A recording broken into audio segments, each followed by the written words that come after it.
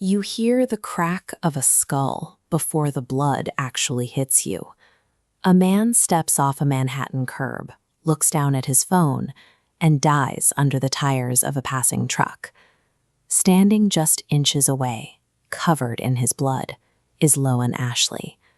She's a struggling ghostwriter, and as the city crowds surge past the gruesome scene without so much as a second glance, Lowen feels right at home. In a place this massive, she can be completely invisible. That her anonymity doesn't last. Minutes later, she walks into a publishing house and is offered a massive contract to co-author the remaining books in a wildly successful thriller series. The original author, Verity Crawford, is entirely incapacitated. A devastating car accident has left her effectively brain dead, requiring round-the-clock care in a hospital bed set up inside her own home. Taking the job means moving into that very house to sort through the author's notes. It's an opportunity Lowen desperately needs, but stepping through those doors places her in a space where the line between terrifying fiction and reality is completely erased. Leaving the dense anonymity of New York, Lowen arrives at the Crawford family estate in Roll, Vermont. It's isolated, surrounded by dense trees, and covered in a slow-moving, dark ivy. Inside Verity's disorganized office, Lowen begins digging through boxes of notes.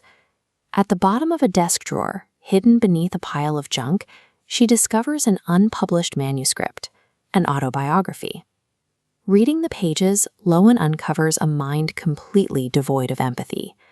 The text details Verity's dangerous obsession with her husband, Jeremy, and her active attempts to eliminate her twin girls while they were in the womb.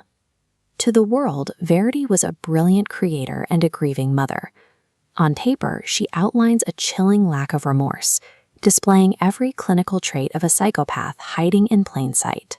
Lowen realizes she is sleeping down the hall from the woman who wrote these terrifying words.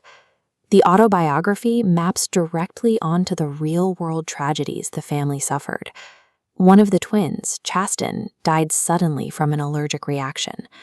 According to Verity's private writing, the surviving twin, Harper, caused it intentionally. And then comes the ultimate confession. Convinced her young daughter was evil, Verity details how she drowned Harper as revenge. Paranoia sets in. Lowen glances at the baby monitor connected to Verity's room. The woman who is supposedly brain dead is on the floor, crawling. Lowen is also falling deeply for Jeremy, watching his devotion to his incapacitated wife and reading what that wife truly thought of him and their children fuels a desperate need to protect him.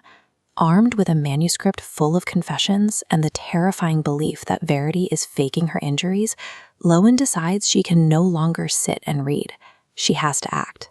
Lowen gathers the printed pages of the autobiography, walks up to Jeremy, and forces him to read them.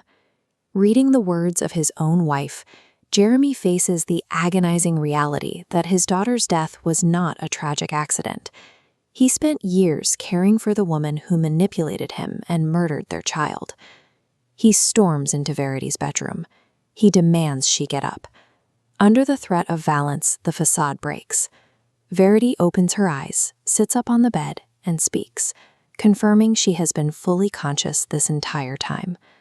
Consumed by a mix of betrayal and rage, Jeremy lunges. He chokes her on the hospital bed until she stops breathing, while Lowen stands right there, ensuring it's over. The threat is eliminated. The mystery is solved. Lowen leaves with the man she loves, stepping out of the darkness and into a perfectly clean new life. Or so it seems. 7 months pass. Lowen returns to the Crawford house to pack up the remaining belongings. Kneeling on the floor, she discovers a hidden, handwritten letter tucked beneath the wooden floorboards. It's a second confession. In it, Verity claims the autobiography was completely fabricated, a dark, twisted writing exercise designed to pour all her agonizing grief over her daughter's deaths into a fictional villain. According to the letter, Jeremy found the printed exercise and believed it was true. Out of revenge, he intentionally drove their car into a tree to murder her. She survived the wreck, but waking up in that hospital bed, trapped in a house with a man who had just tried to end her life, she faked her brain damage out of pure terror. Playing dead was her only means of survival. Lowen reads these words, takes the pages to the bathroom, rips them to shreds, and flushes them down the toilet. She swallows the pieces bearing Jeremy's name, burying the secret forever. Verity was a master of manipulating the truth in her novels. Now we are left staring at two opposing confessions. Did Lowen and Jeremy execute a psychopathic child killer? Or did they torture and murder an innocent, grieving mother who was desperately trying to survive?